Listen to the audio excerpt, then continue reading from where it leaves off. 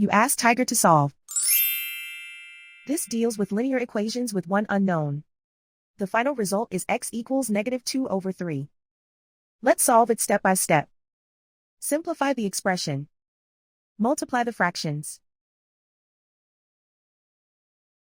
Break up the fraction. Simplify the fraction. Find the greatest common factor of the numerator and denominator.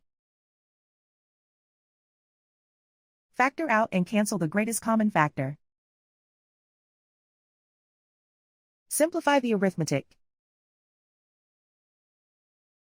Group all constants on the right side of the equation. Subtract 2 from both sides. Simplify the arithmetic.